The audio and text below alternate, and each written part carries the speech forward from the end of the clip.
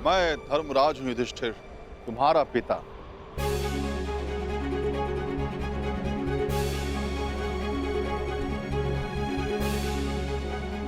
मैं तुम्हारी परीक्षा ले रहा था। मैं जानना चाहता था कि होने वाले महायुद्ध में क्या तुम न्याय कर पाओगे, और मुझे विश्वास हो गया कि तुम सदा न्याय और धर्म की स्थापना करोगे। विजय भाव पुत्र, विजय भाव।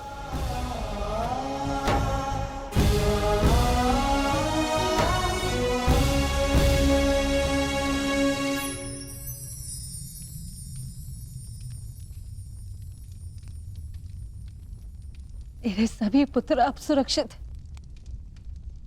धन्यवाद देव।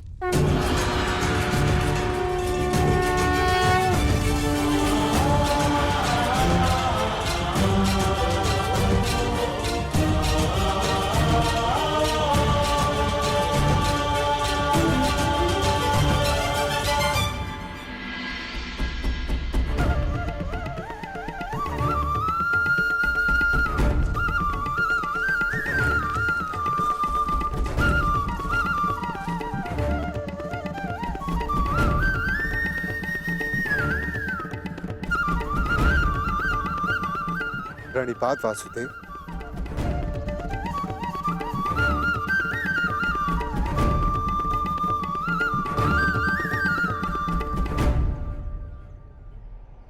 आप यहाँ वासुदेव? हाँ धर्मराज, तुम एक परीक्षा में भले ही सफल हो गए, परंतु मैं यहाँ अगली परीक्षा के लिए तुम्हें सावधान करने आया हूँ। कैसी परीक्षा माधव?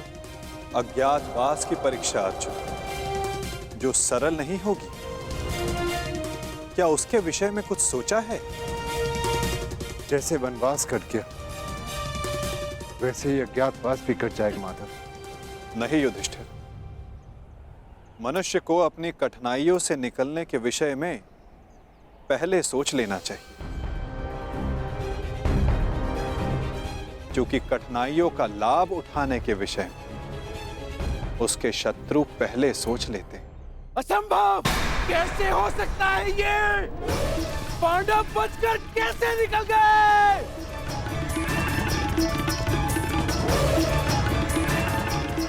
दिग्विजय प्राप्त कर ली, चारों दिशाएं जीत ली, परंतु हर बार पांडवों से क्यों हार जाते हो तुम?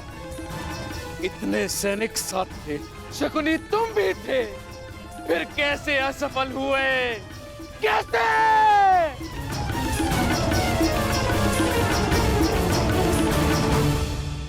रुष्ट ना होइए महाराज, हम असफल नहीं हुए,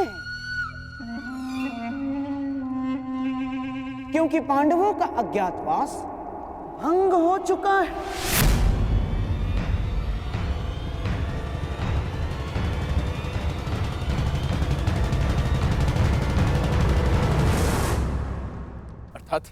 अर्थात ये महाराज कि अंगराज कर्ण ने पांडवों को अज्ञातवास में देखा था।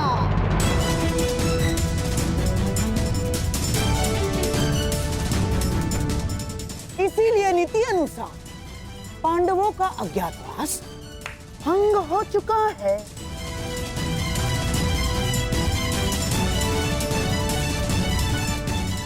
है ना कर्ण? क्या ये सत्य है कर्ण? तुमने पांडवों को देखा था?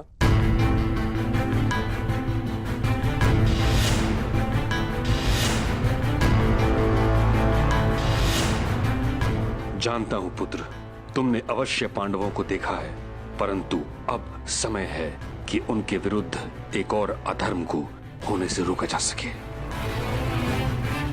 उत्तर दो कर्ण, क्या तुमने पांडवों को देखा था? जी, देखा था।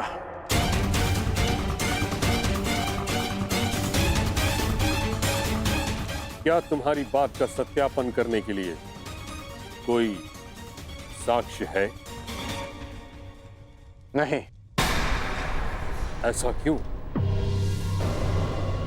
जब तक सैनिक वहां पहुंचे, पांडव वहां से जा चुके थे और मैंने गांधार राज और युवराज को बताया था कि पांडव मेरे समक्ष खड़े हैं, परंतु उन्होंने मेरी बात का विश्वास नहीं किया और दूसरी ओर चले गए। गांधार राज, अज्ञातवास के नियमों के अनुसार साक्ष्य को कुरुकुल के किसी सदस्य का समर्थन होना चाहिए।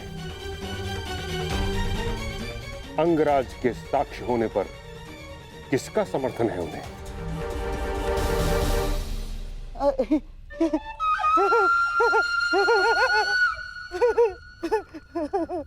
अंगराज कर्ण की बात पर कौन अविश्वास कर सकता है महामहिम? और उनके साक्ष्य होने पर स्वयं कुरुवंश के सम्राट दुर्योधन का समर्थन भी है, हैं?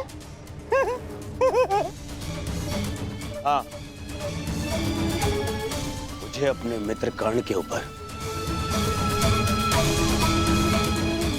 पूर्ण विश्वास है।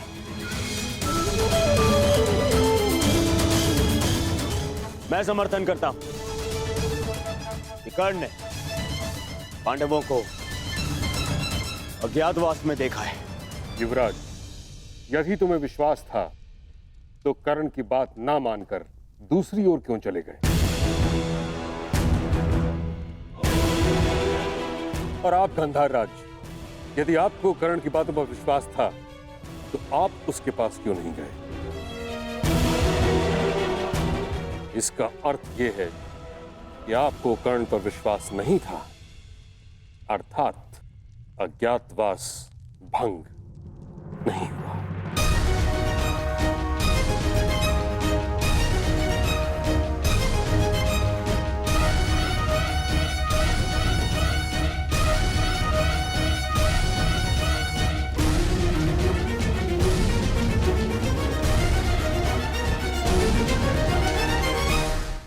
परंतु प्रश्न ये उठता है ताच्छरी कि अब किया क्या जाए?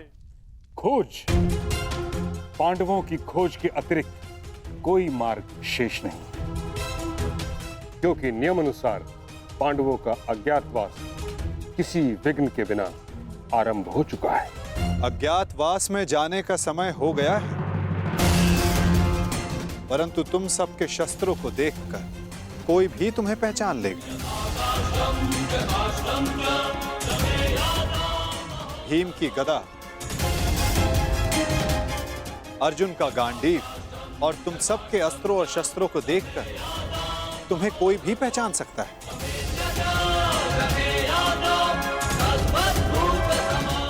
इसीलिए जाने से पूर्व इन्हें छिपा देना आवश्यक है।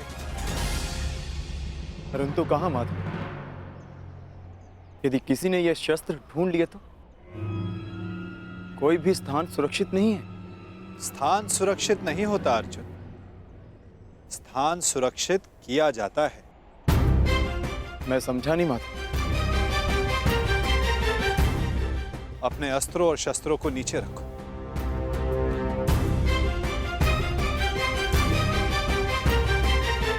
सखी, इस वृक्ष के पीछे श्वेत वस्त्र रखे हैं, उन्हें यहां लेकर आ जाओ। जी।